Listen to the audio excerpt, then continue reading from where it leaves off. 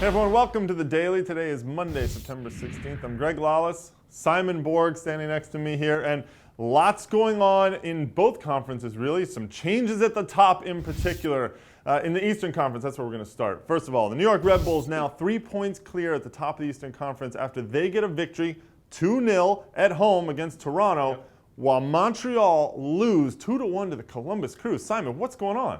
Greg, the air is crisp. It's cold, it's September, and it feels like playoff soccer. Yeah. Columbus winning in Montreal, felt like a playoff atmosphere. Columbus needing desperately that win. And it didn't look good when DeVayo put Montreal ahead, but then Federico Higuain, that break from suspension, the suspension he had, I think it's done him well because he was fired up. He looked rested. Comes up with 2 great passes. Columbus overturned the result. They're in this playoff picture, which now sees 5 teams within 5 points of each other. That's nuts going into the last stretch of the season. Yeah, it's going to be tight in the Eastern Conference. What about New York, though? Because they're at the top. We talked about Montreal losing at home, unexpected. Now New York, they get a 3rd victory in a row. Yeah.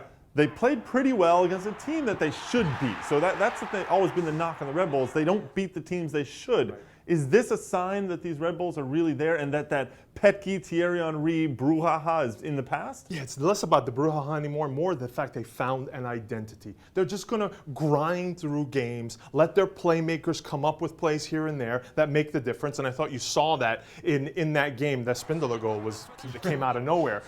So I think this is their formula moving forward. It's not going to be spectacular. They're not going to play teams off the park, but they're going to do what it takes to get it done. And they're in their element. Well, you mentioned the teams that are 4th through 8th in the Eastern Conference, and 2 of them in particular. We should talk about Houston getting a 1-0 victory that certainly solidifies their position in that playoff race. But the big one, probably the Chicago Fire coming back from 2 deficits to get a stunning, dramatic 3-2 victory at home over the New England Revolution. Lots of controversy in this one, though. Yeah, New England is really going to have a few gripes here. First, they thought maybe they should have had a goal, an offside ruled on Sen when it really was in Bongo. Right. And then at the end, McGee getting a goal when Anangono coming from an offside position. I think there was an issue on that goal as well. So look, New England still have they're still in this race. Chicago, a huge boost, similar to Columbus, they're in it. Yeah, definitely a big boost for them. And I'm sure all this stuff you'll talk about on Instant Replay a little later on today. All right, let's jump over to the Western Conference where we've been talking about quality. That's all Simon wants to see. He wants to see quality. Well, right now, the quality team in the Western Conference, the Seattle Sounders. Winners of 8 out of 9 matches now. They're at the top of the Western Conference after a 2-0 victory over Real Salt Lake. Big game on Friday night for them. Now, Simon, is this, number 1, the best team in the Western Conference now? I think you look at it, I think this is the 4th different best team of the Western Conference, but I think now teams are legitimately worried. They're a competition. Yeah, because if Seattle, they're at the top spot, if they clinch home field advantage, they get those type of crowds, and you see how they respond to those crowds. Yep.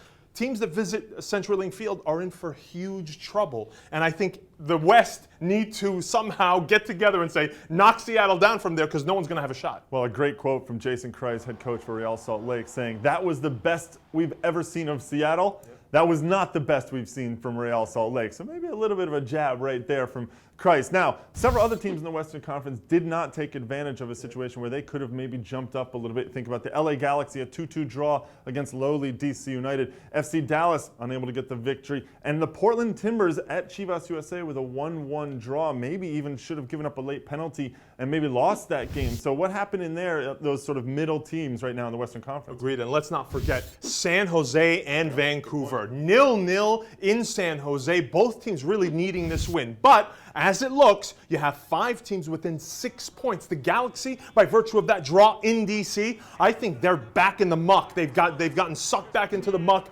6 points away from Vancouver and San Jose are, and LA has Champions League, obviously. That's true. But this is the LA Galaxy. They do know how to get it done once you get into the playoffs. Very tight in the Western Conference. Make sure you check out all of the standings on MLSsoccer.com. All right, well, we talked about it a little bit earlier now. Instant Replay coming out later today. Simon, this is your baby. This is your show. What is the one incident that you are really looking forward to discussing in Instant Replay? Well, for me, Greg, I want to see the Jonathan Osorio incident on Kosuke Kimura all over again. And I want to see the timing of when that whistle comes and whether Osorio could have pulled out of that shot or not. I mean, you know, Kimura's head was right there. It was an ugly, ugly incident. No, I personally think he could have pulled out. I mean, they're very calibrated athletes. They have the ability to stop themselves in the moment. I think the whistle came early, but you'll take a look on Instant Replay. And the big news this week, 24 under 24, our annual countdown of the 24 best young players in MLS starts on Monday. So make sure you go to mlssoccer.com/24 under 24 for all of the information about who's going to be on there, who isn't. There are players from all of the clubs, and we did a lot of voting in here, plus a whole panel from all around the soccer scene in North America. Find out who are the top young players in MLS on the 24 under 24.